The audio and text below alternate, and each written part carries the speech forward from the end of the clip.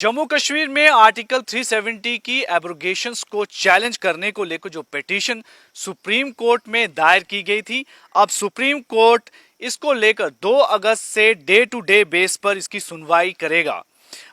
कल यानी मंगलवार को इसकी हेयरिंग के दौरान सुप्रीम कोर्ट ने कहा कि जम्मू कश्मीर में जो मौजूदा स्थिति है उसके लिए सिर्फ केंद्र सरकार ने जो अपना एफिडेविट दायर किया है सिर्फ उस पर ही डिपेंड नहीं रह सकते। ये बात chief justice of India DY Chandrachud की अध्यक्षता वाली 5 मेंबर्स की कॉन्स्टिट्यूशनल बेंच ने तब कही जब सॉलिसिटर जनरल तुषार मेहता ने कहा कि 370 के बाद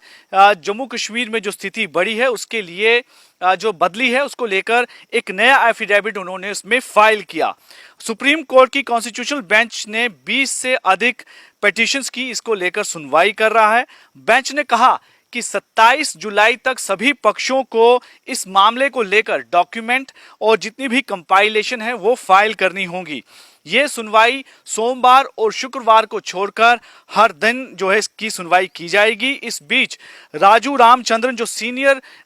वकील हैं उन्होंने कोर्ट में कहा कि इस पेटिशनर में से 2 पिटीशन जो है वापस ले ली गई हैं, जिसमें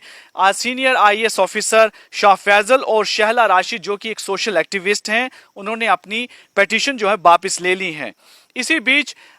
जितनी भी हमारी पॉलिटिकल पार्टीज हैं उनकी तरफ से भी कई तरह की रिएक्शन आई हैं और बीजेपी की तरफ से बीजेपी के महासचिव तरुण चुग ने भी इस पर अपनी रिएक्शन दी है। उन्होंने कहा है कि 370 ने वो एक तरह का जम्मू कश्मीर पर ग्रहण था जिसकी वजह से यहाँ पर डेवलपमेंट रुकी हुई थी और यहाँ के युवाओं को जितनी मुश्किलों का सामना करना पड़ा है आर्टिकल 370 के दौरान, अब उनके लिए एक तरह से रास्ता जो है वो प्रशस्त हुआ है। इसलिए ये एक बड़ा ही केंद्र सरकार का कदम था जिसमें आर्टिकल 370 को यहाँ से एब्रोगेट किया गया। इसी तरह जम्मू कश्मीर की और भी जो राजनीतिक दल हैं उनकी तरफ से भी रिएक्शंस आई हैं, जिसमें नेशनल कॉन्फ्रेंस के वाइस प्रेसिडेंट ओमर अब्दुल्ला ने भी इस पर अपनी रिएक्शन दी है। उन्होंने कहा है कि हमें विश्वास है कि सुप्रीम कोर्ट इसको लेकर जस्टिस करेगा और आर्टिकल 370 पर जो कॉन्स्टिट्यूशन कहता है और जो तथ्य हैं उसके आधार पर ही इसकी सुनवाई होगी और हमें लगता है कि ये मामला काफी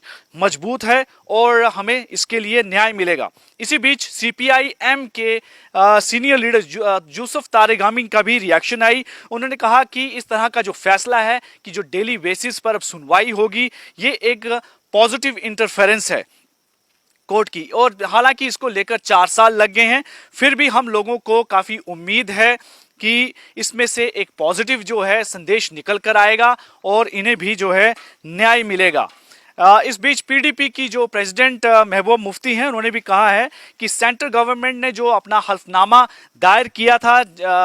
आर्टिकल 370 के बाद जो जम्मू कश्मीर की स्थिति को लेकर जिस तरह से सुप्रीम कोर्ट ने उसको लेकर कहा है कि इस पर डिपेंड नहीं रह सकते, ये सीधे तौर पर पता चलता है कि यहाँ की स्थिति क्या है और हमारा जो कहना था कि आर्टिकल 370 के बाद जो यहाँ पर हालात खराब हुए हैं वो एक तरह से पुख्ता होते हैं, उसकी पुष्टि होती है। इसलिए हमें भी पूरा इंतज़ार है कि इसकी सुनवाई होगी और इस पूरी सुनवाई के दौरान जो मामला है जिस तरह से आर्टिकल 370 को अनकॉन्स्टिट्यूशनली हटाया गया है उस पर हमें न्याय मिलेगा।